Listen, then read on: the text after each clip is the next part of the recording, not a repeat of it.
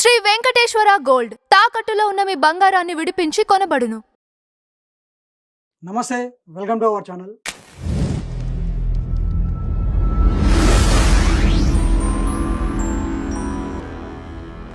నేను మీ వినోద్. ఈరోజు వచ్చేసి మన ముందు బహుముఖ ప్రజ్ఞాశాలి స్పిరిచువల్ మెంటర్ కర్ణమ్మ గారు ఉన్నారు. ఆవిడతో మనం మాట్లాడదాం. నమస్తే అమ్మ. నమస్తే అమ్మ, మన జీవితానికి అర్థం ఏంటి, దాన్ని మనం ఏ విధంగా తెలుసుకోవాలి అంటే ఏం చెప్తారు? చాలా మంచి ప్రశ్న ఇది. మన జీవితము అంటే ఇక్కడ ఇండివిజువల్గా ఆలోచిస్తారు ప్రతి మనిషి కూడా.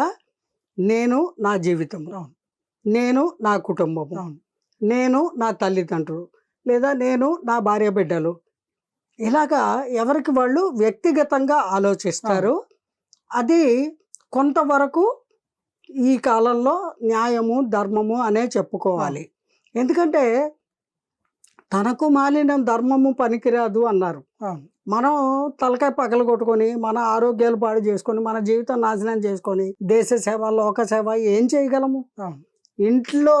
ఇంట గెలిచి రచ్చ గెలవమన్నారు. అందుకని ఇంట్లో ముందు వాడి జీవితాన్ని వాడు సక్రమంగా జీవించగలగాలి.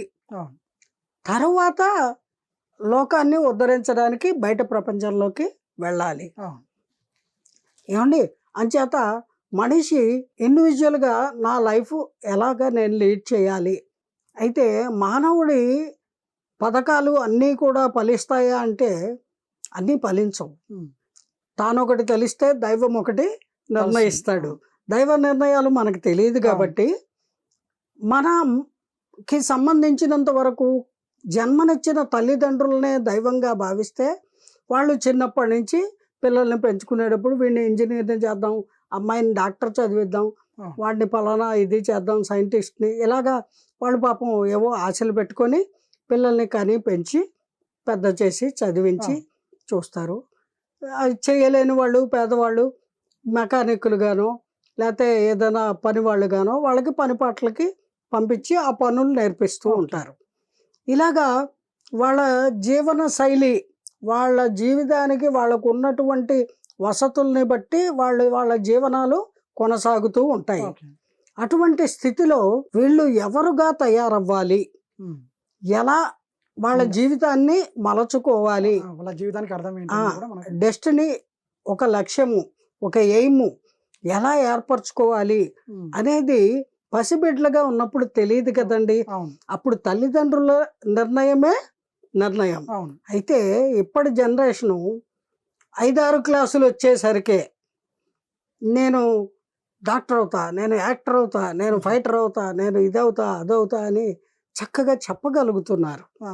అది తెలివితేటలు భగవంతుడు ఇచ్చినవి. మరి పిల్లల ఇష్టాలకి అనుగుణంగా తల్లిదండ్రులు కూడా బిడ్డల్ని తీర్చిదిద్దేందుకు ప్రయత్నం చేస్తున్నారు చాలా వరకు.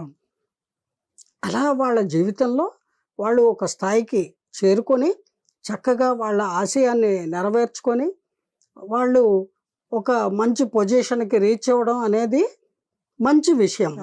కానీ దురదృష్టవశాత్తు చాలామంది యంగర్ జనరేషను అనేక ఆకర్షణలకు లోనయ్యి అనేక దురలవాట్లకు లోనయ్యి వాళ్ళ విలువైన జీవితాన్ని వాళ్ళ అమూల్యమైన జన్మని వృధా చేసుకుంటున్నారండి. సమయము, టైమ్ ఈజ్ వెరీ ప్రెషస్. ఆ విలువైన కాలాన్ని దుర్వినియోగం చేసుకుంటున్నారు. అలా చేసుకోకూడదు. జీవితానికి అర్థం ఏంటి అనేది మర్చిపోతున్నారు, అసలు గుర్తించట్లా. రేపు అనేది రేపు సంగతి రేపు చూద్దాం, లెట్ us ఎంజాయ్. అది ఎంజాయ్మెంట్ అనుకుంటున్నారు. వాళ్ళ పతనానికి వాళ్ళే నాంది పలుకుతున్నారని గ్రహించట్లేదు. దయచేసి యంగ్స్టర్స్ ఈ అంశంలో కొంచెం ఆలోచన చేయండి. మీ తల్లిదండ్రుల మాట వినండి, మీ పెద్దల మాట వినండి, మీ కుటుంబంలో పెద్దలు, మీ శ్రేయోభిలాషులు వాళ్ళ సలహాలు తీసుకోండి, తప్పులేదు. వాళ్ళు చెప్పినట్టుగా మీ జీవితాన్ని చక్కగా తీర్చిదిద్దుకోండి. అంతేగాని తెలిసి తెలియక ఏవో ప్రలోభాలకి, ఆకర్షణలకి, లేదా ఆశలకి, దురాశలకి లోనయ్యి రకరకాలుగా జీవితాన్ని పతనం చేసుకుంటున్నారు. అలా చేసుకోకండి. జీవితం జీవించడానికి, life is to live not to die. Not to get a diseased person, not to become patient, yes not to damage others, yes not to damage yourself. Yes so live, life is to live. Thank you అమ్మా.